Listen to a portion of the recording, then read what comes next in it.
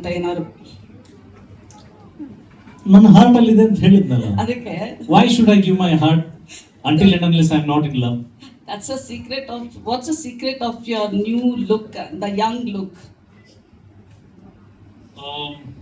ಅಲ್ಲ, ಮೊದಲನೇ ವಿಚಾರ ನಾನು ಹೇಳ್ಬಿಡ್ತೀನಿ.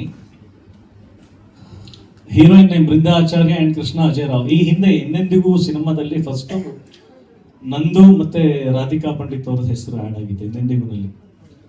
ಆ್ಯಂಡ್ ಸೆಕೆಂಡ್ ಟೈಮ್ ರಿಪೀಟ್ ಆಗಿದ್ದು ಲವ್ ಯು ರಚು ಸಿನಿಮಾದಲ್ಲಿ ಕೃಷ್ಣ ಅಜಯ್ ರಾವ್ ಅಂಡ್ ರಚಿತಾ ರಾಮ್ ಅಂತ.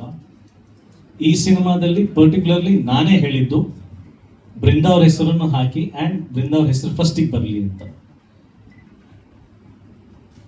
ಇವರು ಕೂಡ ಒಂದು ಇಂಟರ್ವ್ಯೂನಲ್ಲಿ ಒಂದು ಒಳ್ಳೆ ಮಾತು ಹೇಳಿದ್ರು, ಅಂದರೆ ಇಟ್ ಶುಡ್ ಗೆಟ್ ನಾರ್ಮಲೈಸ್ಡ್. ಈಗ ನಾವು ಎಲ್ಲ ಕಡೆ ವುಮೆನ್ ಎಂಪವರ್ಮೆಂಟ್ ಬಗ್ಗೆ ಮಾತಾಡ್ತೀವಿ, ಸಾಮಾನ್ಯತೆ ಬಗ್ಗೆ ಮಾತಾಡ್ತೀವಿ. Why not? ಈಗ ಪಾರ್ಟ್ನರ್ ಅಂತ ಹೆಸರಿಟ್ಟಾಗ ಬರೀ ಕೃಷ್ಣ ಅಜಯ್ ರಾವ್ ಇನ್ ಪಾರ್ಟ್ನರ್ ಯಾರ ಜೊತೆಗೆ?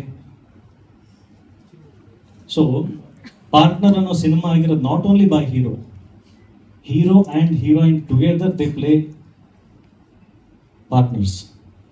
ಸೊ ಹಂಗಾಗಿ ನನಗೆ ಎಷ್ಟು ಆದ್ಯತೆ ಇದೆಯೋ ಹೀರೋಯಿನಿಗೂ ಅಷ್ಟೇ ಇರಬೇಕು. ಆಮೇಲೆ ಐ ಥಿಂಕ್ ಇದೊಂದು ಟ್ರೆಂಡ್ ಕ್ರಿಯೇಟ್ ಆಗಲಿ, heroine first like the placement ಬರೀ ಬೇಕು ಅಂತಾನೆ ಮಾಡಿದ್ದು, ಅವ್ರ ಹೆಸರು ಫಸ್ಟ್ ಗೆ ಹಾಕ್ಲಿ.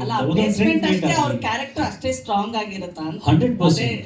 ಅಲ್ಲ, that is why it's partner. Partner ಅಂದ್ರೆ ಸಮಾನತೆ ಇದ್ರೆ ಮಾತ್ರ ಅದು ಪಾರ್ಟ್ನರ್. ಇಲ್ಲಿ 30%, 70%, 20%, 80%, 60-40 ಅದಿಲ್ಲ, 50-50. ಅಂಡ್ ಒನ್ ಆಫ್ ದ, ಅಂದ್ರೆ ಅಜಯ್ ರಾವ್ ಪ್ರೀವಿಯಸ್ ಸಿನಿಮಾಸ್ ಅಲ್ಲಿ ಜಾಸ್ತಿ ಕಾಣಿಸ್ಕೊಳ್ಳಿಲ್ಲ ಪ್ರಮೋಷನ್ಸ್ಗೆಲ್ಲ, ಬಟ್ ಪಾರ್ಟ್ನರ್ ಅಂತ ಬಂದ ತಕ್ಷಣ you had a special reason to be here. Only you choose cinema, ಅಂದ್ರೆ ನೀವು ಸಿನಿಮಾನ ಯಾವ ಸಿನಿಮಾ ಬರಬೇಕು ಅಂತ ಚೂಸ್ ಮಾಡ್ತೀರಾ ನೀವು? ಇನ್ಮೇಲೆ ಚೂಸ್ ಮಾಡ್ತೀನಿ. ರೀಸನ್?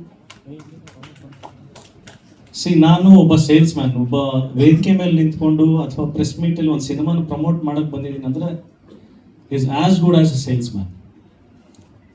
ನನಗೆ ಆ ಕ್ವಾಲಿಟಿ ಇಷ್ಟ ಆಗಿಲ್ಲ ಅಂದ ಮೇಲೆ ನಾನು ಅದನ್ನ ಹೆಂಗ್ ಪ್ರಮೋಟ್ ಮಾಡಲಿ? ಬಟ್ ನೀವೇ ಅಲ್ವಾ ಸಿನಿಮಾಗಿರೋದು, ಎಲ್ಲಾ ಸಿನಿಮಾನು ನೀವೇ ಇರ್ತೀರಾ, ನೀವೇ ಸೇಲ್ಸ್ ಮ್ಯಾನ್ ಅಂದ್ರೆ ಎಲ್ಲಾ ಪ್ರಾಡಕ್ಟ್ನು ನೀವು ಪ್ರಮೋಟ್ ಮಾಡ್ಬೇಕಲ್ವಾ?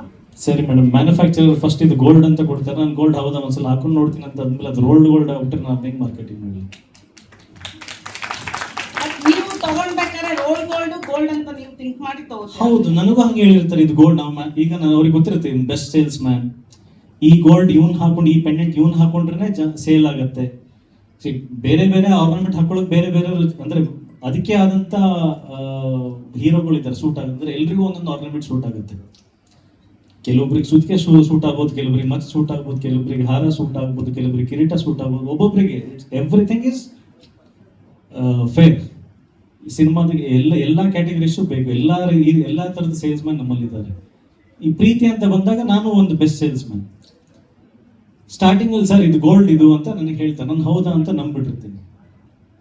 ಅದು ಸೇಲ್ ಮಾಡೋಕೆ ಮುಂಚೆ ಸರ್ ನನಗೊಂದು ಅಭ್ಯಾಸ ಇದೆ, ನಾನು ಒಂದಷ್ಟು ದಿನ ಹಾಕೊಂಡು ನೋಡ್ತೀನಿ ಸರ್ ಅಂತ. ಅದು ನೋಡಿ ಸ್ನಾನ ಮಾಡಿದಾಗ ಎಲ್ಲ ಸೋಪ್ ಎಲ್ಲ ಹಾಕಿದಾಗ ಅದು ಏನೋ ಹೋಗ್ತಾ ಇದೆಯಲ್ಲ ರೋಲ್ಡ್ ಗೋಲ್ಡ್ ಅಂತ ಆಮೇಲೆ ಮೆಲ್ಲ ಗೊತ್ತಾಗುತ್ತೆ. ಸರ್ ನಾನು ರೋಲ್ಡ್ ಗೋಲ್ಡ್ ಸೇಲ್ ಮಾಡಲ್ಲ ಸರ್ ಅಂತ ಹೇಳ್ತೀನಿ. ಸೊ ನೆಕ್ಸ್ಟ್ ಟೈಮ್ ಪ್ರೊಡ್ಯೂಸರ್ಸ್ ಬಂದಾಗ they should be very careful to handle you. ಇನ್ಮೇಲೆ ನಾನು ಯಾವ್ದನ್ನ ವೇದಿಕೆ ಮೇಲೆ ನಿಂತ್ಕೊಂಡು ನನ್ನ ಸಿನಿಮಾ ಪ್ರಮೋಟ್ ಮಾಡ್ತಾ ಇದೀನಿ ಅಂದ್ರೆ ನಂಗೆ ಆ ಸಿನಿಮಾ ಇಷ್ಟ ಆಗಿದೆ, ನನಗೆ ಆ ಸಿನಿಮಾ ಸಮಾಧಾನ ಕೊಟ್ಟಿದೆ ಮಾತ್ರ. Okay, my last question to Brinda. I think ಡೈರೆಕ್ಟರ್ದು ಒಂದು ಜೆನ್ಜಿ ಒಂದು ಇದು ಲೈನ್ ನೀವು ತುಂಬಾ ಸೀರಿಯಸ್ ಆಗಿ ತಗೊಂಡ್ಬಿಟ್ರಿ ಅನ್ಸುತ್ತೆ. ಐ ಯು ಟು ಲೈಕ್ ಈ ಸೆಟ್ ನೋ, ನನ್ನ ಮಗಳು ಹೇಳಿದ್ದು ಜೆನ್ಜಿಗ್ ಮಾಡಬೇಕು ಅಂತ. Taken it seriously?